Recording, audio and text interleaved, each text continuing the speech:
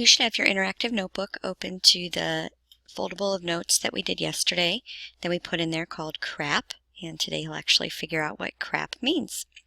We are going to be starting our first research project at the end of this week, and before we can do that, we need to learn the proper way to take notes. Now that you have the internet, you have a whole bunch of different places to gather information from, but that doesn't always mean that those places are good. So we're going to talk about how I will be expecting you to evaluate and determine whether or not the sources you use are correct. So is that site good enough to cite? So you look at a website and you Google it, and it could bring up 10, 15, 1,000 different websites to look at. So how do you tell for sure if it's the right one to use? Well, before you pick, you need to remember that anyone could publish anything on the web. I could make a website from a free web hosting company and about brain surgery. That doesn't mean that that's the best website for you to use if you are going to determine whether or not you should have brain surgery. So it's your job as the researcher to look for good quality.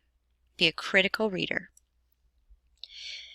All right, and I'm going to be, as your teacher, looking at how you evaluate them, and you're going to have to justify them based on some expectations. So we've developed a rubric, or we found a rubric, that seems to do a pretty good job at helping you figure that out, and it's called Craap.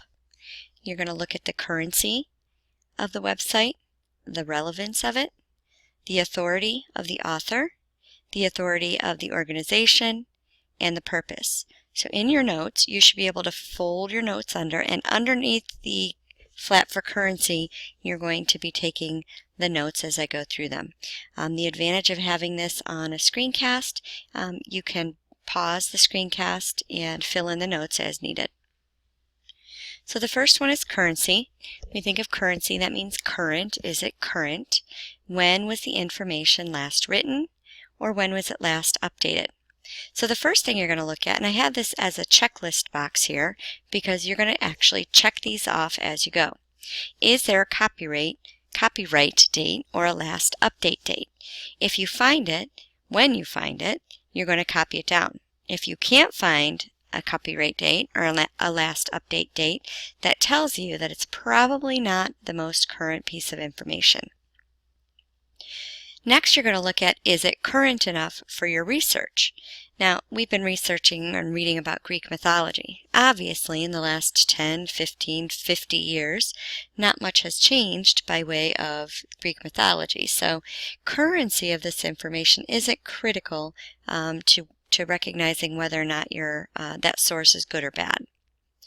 Next, if there are links, you'll want to click on a few of them to check to see if they are broken. If the website hasn't been updated, then sometimes those links are broken, and that's a good indication that it's not been maintained by anyone for quite a while. You might also see something that says 404 error. So again, you want to be suspicious of any undated material because it means that nobody's been upkeeping it, depending on whether or not the information is relevant to the time period or what you're going to be working on.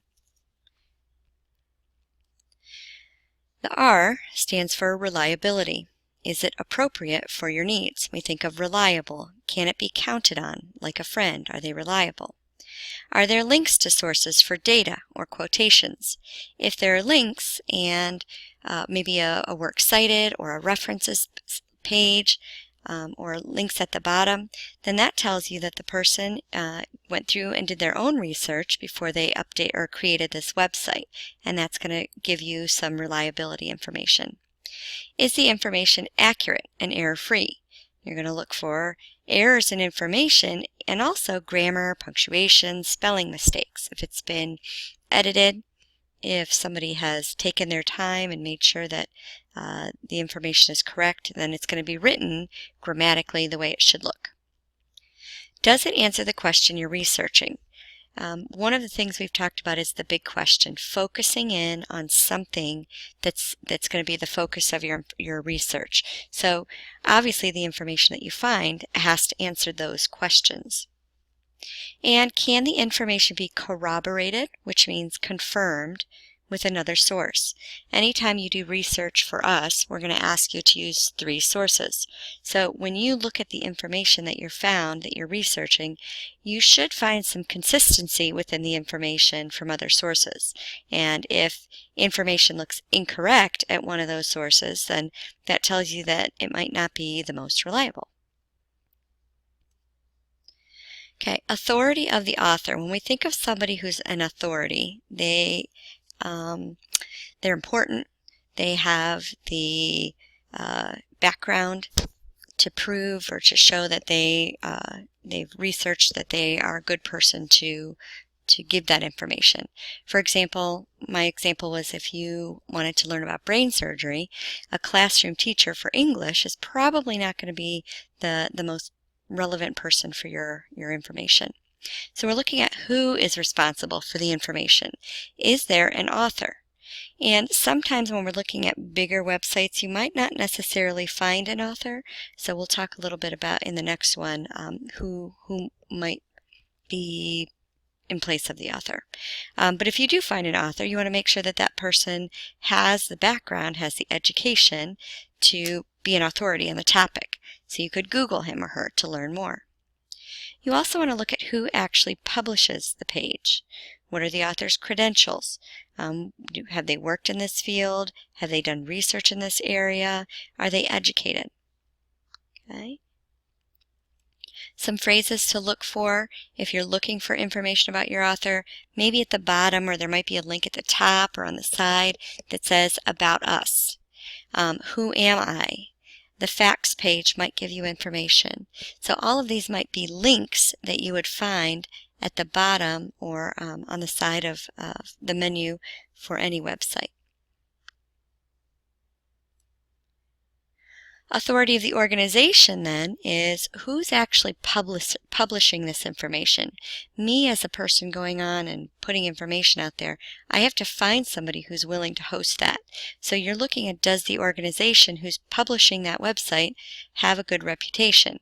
If it's just a free server like AOL or Yahoo, you might see some of these symbols.